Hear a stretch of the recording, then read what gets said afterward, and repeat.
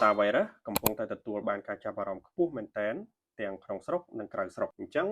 យើងដឹងអត់ថាតើវិធីការពារពី Hanta virus ហ្នឹងយើងត្រូវធ្វើដូចម្ដេចមុននឹងចូលទៅដល់ការដែលយើងដឹងអំពីវិធីការពារពី virus Hanta virus យើងត្រូវដឹងអំពីវិធីចម្លងរបស់វាជាមុនសិនមេរោគ Hanta ជាប្រភេទ virus ឬក៏យើងហៅថាជាប្រភេទ virus វាផ្ទុកនៅក្នុងខ្លួនសត្វកណ្ដុរ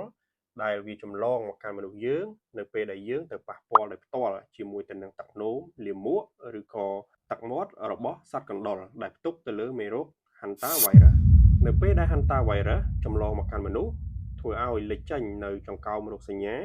Hanta virus pulmonary syndrome វីរុសនេះឆ្លងមកកាន់មនុស្សធ្វើឲ្យយើងមានបញ្ហាទៅលើប្រដាប់ប្រព័ន្ធដកដង្ហើមដែលប៉ះពាល់ទៅលើផ្នែកសួតដូចនេះការចម្លងពីមនុស្សទៅមនុស្សតាមរយៈការប៉ះពាល់ដោយផ្ទាល់ការក្អកការកណ្ដាស់ជាដើមមកយើងមកនិយាយអំពីវិធីការពារពី Hanta virus វិញធ្វើឲ្យយើងនឹកឃើញទៅដល់ការការពារអំពីជំងឺ COVID-19 ព្រោះថាវាជាប្រភេទជំងឺដែលចម្លងតាមរយៈប្រព័ន្ធប្រដាប់ដកដង្ហើមដូចគ្នាដូចនេះវិធីការពារក៏មិនមានភាពខុសគ្នាច្រើនអំពីការការពារពីជំងឺ COVID-19 នោះទេទី1គឺការពាក់ម៉ាស់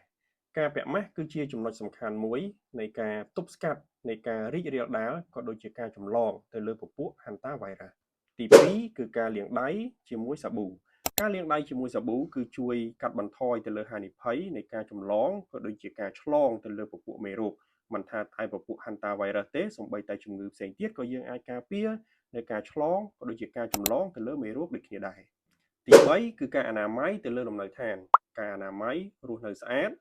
ជាចំណុចមួយដែលជួយកាត់បន្ថយហានិភ័យអំពីការចម្លងទៅលើពពួក Hanta virus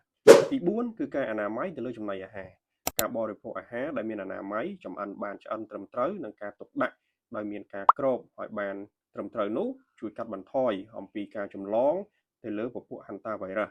ព្រោះថាកាលណាដែលយើងទុកដាក់មិនបានត្រឹមត្រូវធ្វើឲ្យមានសត្វកណ្ដុរឬក៏សត្វល្អិតផ្សេងៗឆ្លងកាត់វាជាចំណុចមួយដែលធ្វើឲ្យយើងអាចមានហានិភ័យខ្ពស់ក្នុងការឆ្លងទៅលើមេរោគជាចុងក្រោយសង្ឃឹមថានេះក៏ជាសារមួយដែលមានប្រយោជន៍ក្នុងការចូលរួមជួយអ្នកទាំងអស់គ្នាឲ្យបានដឹងអំពីវិធីសាស្ត្រក្នុងការការពារពីការចម្លងក៏ដូចជាការឆ្លងទៅលើមេរោគ Hanta virus ក៏ដូចជាជំងឺផ្សេងៗជួបគ្នានៅវីដេអូក្រោយ